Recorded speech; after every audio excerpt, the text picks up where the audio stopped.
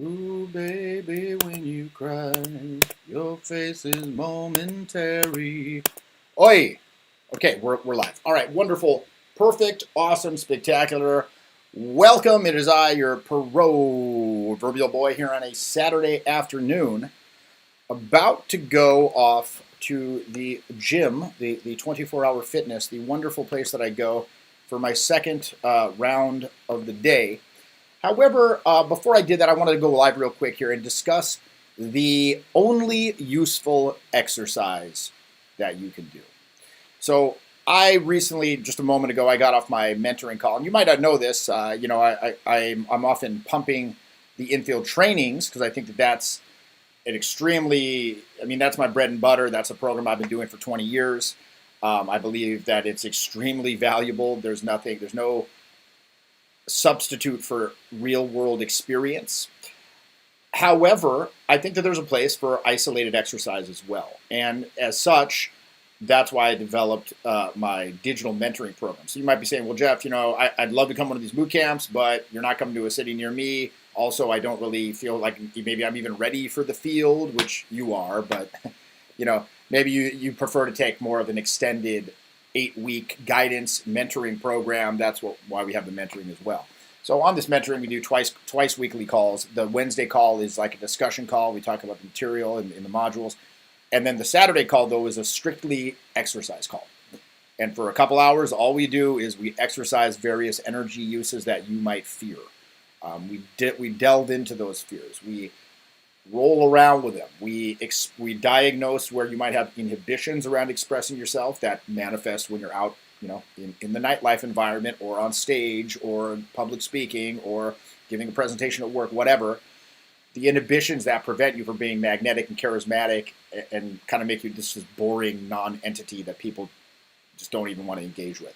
So, and again, that's the main reason I developed the mentoring is because I saw people who kind of learned the technique and stuff, but they didn't have the vibe side of things down. So I'm like, how do you even teach vibe? Well, we developed a way to do that over the course of 8 weeks through these exercises. So anyway, got a new student on there. And this guy, he had taken boot camp in Austin a couple weeks ago, and he wanted to take the mentoring to kind of further his understanding.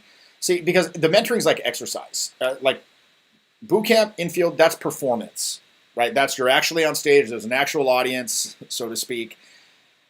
But then, of course, so the mentoring is more like practice or exercise, like taking singing lessons versus going on stage at, a venue. Exercise versus performance. Now, what's the distinction between exercise and performance? Well, in exercise, you practice what you can't do. In performance, you allow what you can do when necessary or dictated as appropriate by the circumstances of the environment or the context of the situation. So point being, this student, he's got a lot of issues, that we diagnosed from off the bat. I knew this from boot camp. Very kind of inexpressive facially, what we call facial armoring. Sad face, serious, anxious, deadpan. It's an acronym. This is serious. But so when he's talking to people, it's like, this is serious. This isn't some playful, lighthearted thing. No, this is serious. This could have, serious ramifications for my life. 2, anxious. I hope it works. I hope it works. And then 3, deadpan. What I don't show can't hurt me. And this combines to just be this kind of like almost like a scowl. It was kind of like, and I'm like, smile more. He's like,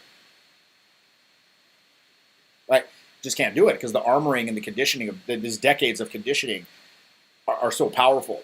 Again, it's not realistic to think that somebody who's like had this facial armoring, this decades of conditioning, is going to suddenly become facially free all of a sudden because they now intellectually understand that it would be beneficial for them to do that.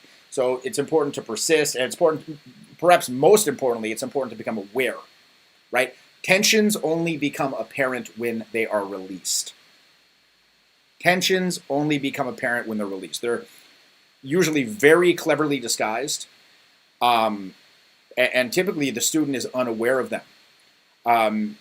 Because you've held these things to be useful and necessary for so long that they're largely below your threshold of awareness now.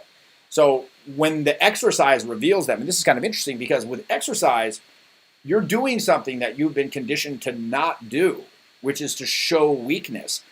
with the exercise that we do in mentoring, we're trying to tease weaknesses out in a non-judgmental environment, in a safe space, so to speak, a non-judgmental exercise space where we can, okay, well, let's fuck around with this. Let's tease out these weaknesses. Let's see where the control patterns are coming in. Let's see what the actual mechanism of this is, so I can pinpoint it, diagnose it, and then I can start to release it, right? So when the exercise reveals these tensions, then it becomes very obvious how these tensions have been preventing full power from coming into play, right? Your full power of expression from coming into play. So really what you've got to do is, at least, and this is what we do in the mentoring, and also this is what you want to do in real life interactions. You want to give up product orientation. Okay, now what does that mean? You want to give up performance product standards. Like, I'm trying to do my best. So for example, in just the example from this mentoring, one of the exercises that we'll give them some prompts, 3 random words. You have to come up with a 2-minute story surrounding these words, right off the bat, off the cuff. And a lot of people struggle with this, right? They have a lot of, they'll start to get caught up, and they're like, I can't think of what to say next. So again, when that happens, they can now see the intellectual control patterns asserting themselves and kind of getting them hung up. Now, if this happens to you while you're out talking to somebody, you might not even have the self-reflection or the awareness to notice that control pattern happening, because it's non-verbalized. It's not like some intellectually thought out pattern. Like, okay, time to shut it down. It's like, no, it's just this, again, as I say, a right-brained, culturally conditioned error that has no verbal thought process associated with it. It just knows that it needs to shut it. Just like, stop it. And then you are, quote, stifled, and you have run out of things to say. So when we do that in isolation, in an exercise process, they're like, okay, and then in retrospect, after the exercise is done, we're like, okay, so what did you notice happening there when you got hung up? It's like, yeah, I kind of noticed the intellect trying to assert itself and judge in process to attain a performance product standard, to tell the best story about a fish, a giraffe, and salsa, or whatever the random words were. So Jeff laughs at my cool fucking story. It's like, that's not the point of these exercises, to tell the best funny story for Jeff to applaud. Although, if you can, that's like a happy side effect. But really, again, the goals are twofold. Number one, to diagnose, right? Again, that interference, when any performance is attempted with higher energy than you're accustomed to, that interference culprit is very often revealed. And that's why we do exercises that involve things like yelling or extreme movement, or trying to tease imaginative stuff to come out of nowhere. It's to exaggerate in order to reveal the problems. And so again, there's a diagnostic element to most of these things. And once you are aware of them,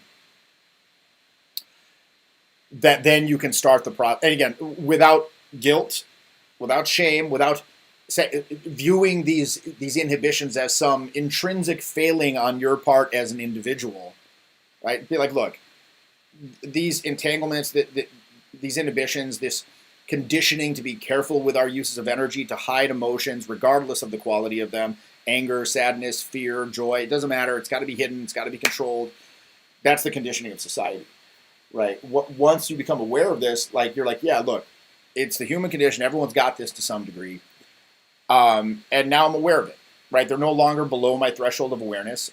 Through introspection and exercise, I've been able to tease them out, diagnose, and awareness is the first step. And at that point, you can start to release them and replace their manifestations in your communication and in your life. So that's step one. That's one thing that we're aiming to do with these exercises.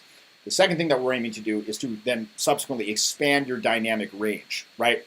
In your kinesthetic expression, your gesture, your touch, your movement through space, proximity.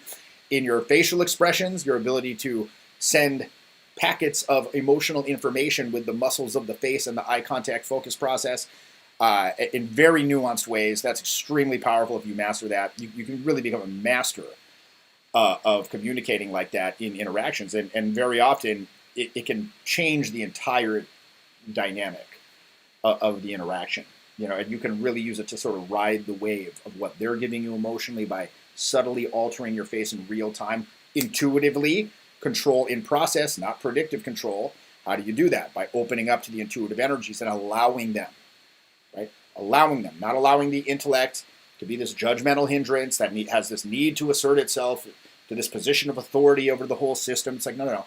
Intellect can guide, it can make creative decisions in the moment, but it doesn't need to be on the court the entire time, right? So again, number one, diagnose, begin the process of release, and then expand the palette. So you can do whatever you want with your gesture. You can do whatever you want with your vocal tonality. You can do whatever you want with your face, your voice, your body, in any combination, and you can allow energies to flow freely. So things are happening through you, right? You are a conduit for the game. It's happening through you, much like a musician, a virtuoso musician who's just letting go and just letting it flow. Just like Jimi Hendrix on stage at Woodstock with like a bandana full of liquid LSD strapped to his fucking forehead, and it's just happening through you. And when you witness this, you are aware that you are witnessing an objectively superior performance because it's authentic and it's coming from a higher place, so to speak. That flow state, there's just something very exhilarating. There are few performance, like let's say an opera singer. There are few performance processes that are more exciting to witness than somebody who is just like, again, Pavarotti, who's extremely in flow. Like the effort is massive, it's flowing.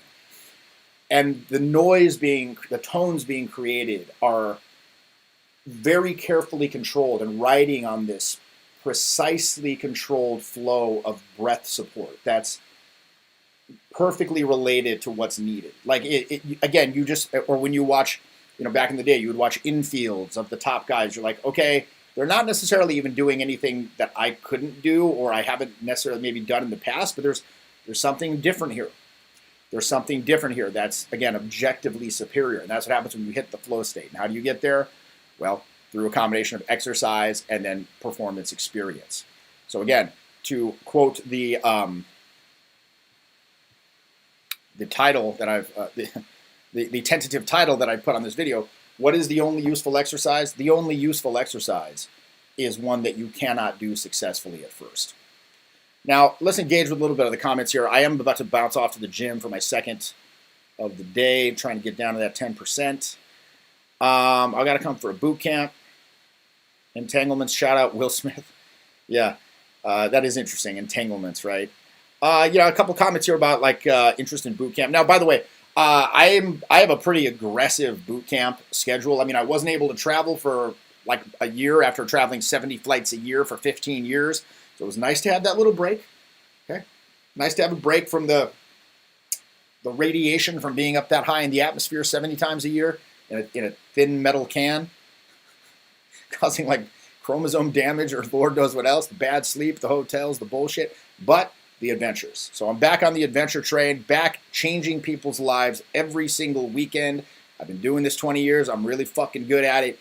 In the schedule or in the description below, you can see my upcoming schedule. It's very aggressive. I have a pretty aggressive schedule pretty much every 2 weeks. I'm doing programs. The next week, I'm going to be in Seattle. For some reason, there's still a lot of spots on the Seattle one, so you can snap that up, and it'll be a pretty intimate program, okay? It's going to be me, my son there coaching.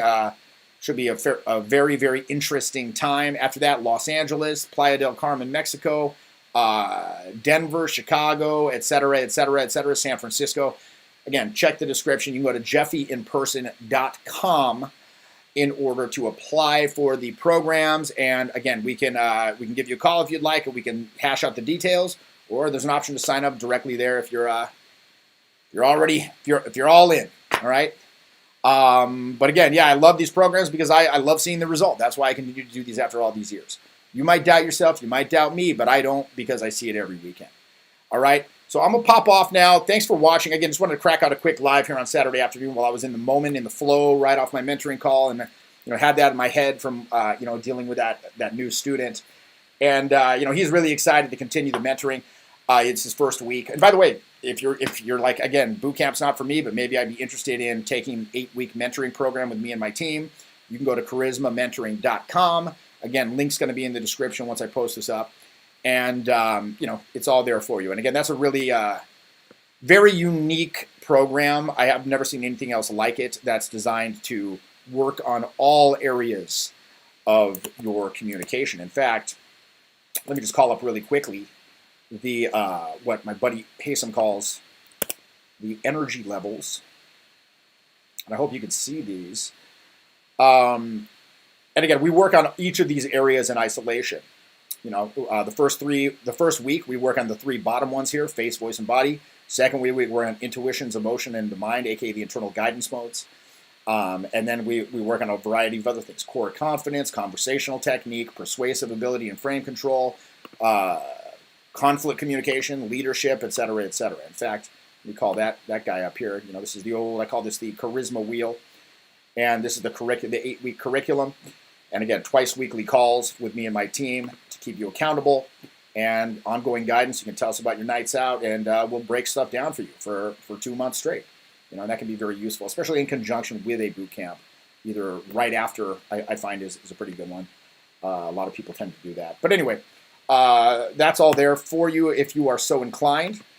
charismamastery.com, and go to jeffyinperson.com for boot camps. All right. Have a happy rest of your weekend. Get out there and get her done. Make the myths, as they say. And proverbial boy, she'll see you next time.